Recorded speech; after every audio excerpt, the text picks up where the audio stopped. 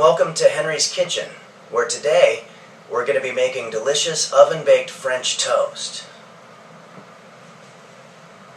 French toast was originated by the French in the early 6th century, and they called it pain perdu, which in English translates to lost bread. And then later in the 16th century, Henry V. Well, let's get started.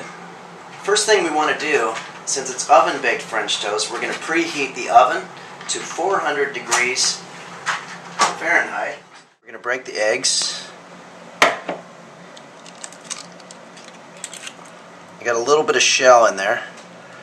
I like to kind of hold it like this. Okay, so now we're going to add a couple of items to it. We have half a cup of milk. I don't have any real milk, but I have soy milk, which should work fine. I don't have vanilla extract, but I have maple syrup, which you can substitute.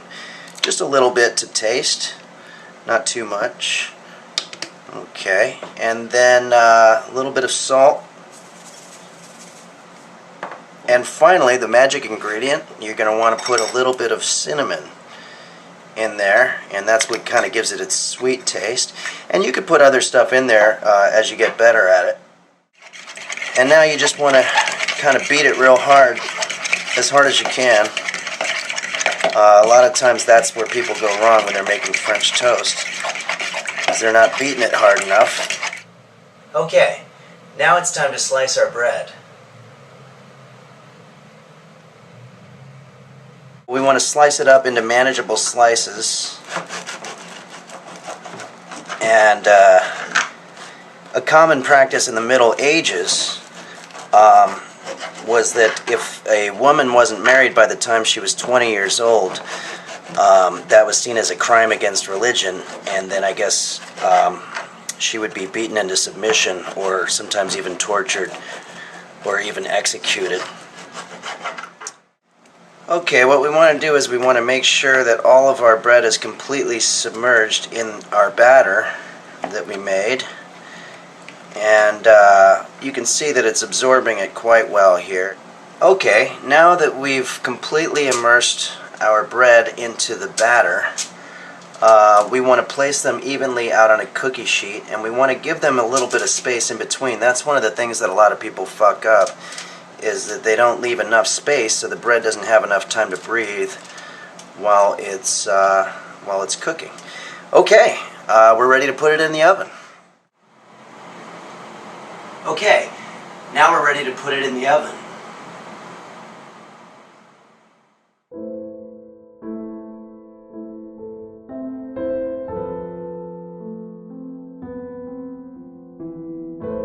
Now for the hard part, waiting.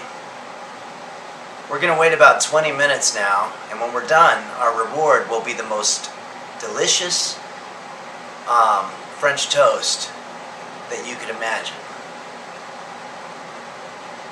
So we're just going to wait about 20 minutes right now. Well, more like 19, I guess.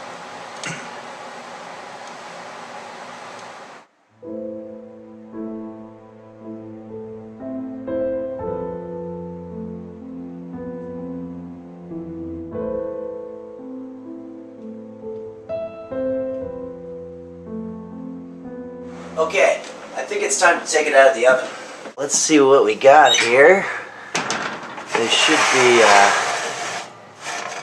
they're supposed to be a little crispier than that on the outside. I'm not sure if, well, these aren't even warm. What the hell? Oh, are you Well, I seem to be having a little bit of a problem with my oven, so I'm going to use the toaster oven instead, and it should come out about the same. Okay, so what I'm going to do is I'm just going to take our pieces of French toast and I'm going to put them on the toaster oven. And the toaster oven tray is a little bit smaller than the regular oven, so we're going to have to squeeze them a little bit just to make sure that we can fit them on there. And we're going to go ahead and preheat this thing to 400 degrees.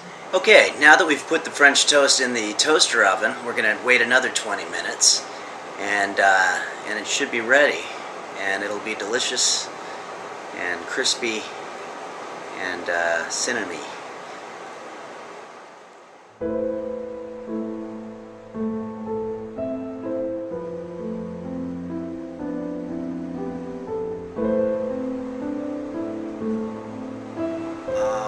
Yeah, I'm pretty sure I paid that. Yeah.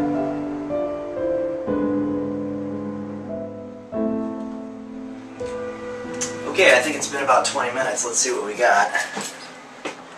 Well, it definitely smells pretty crisp. Let's see. Oh, shit. What the fuck? Sometimes the bread's pretty good just by itself. Thanks a lot for joining me, and tune in next week when we're going to talk about how to make garlic bread.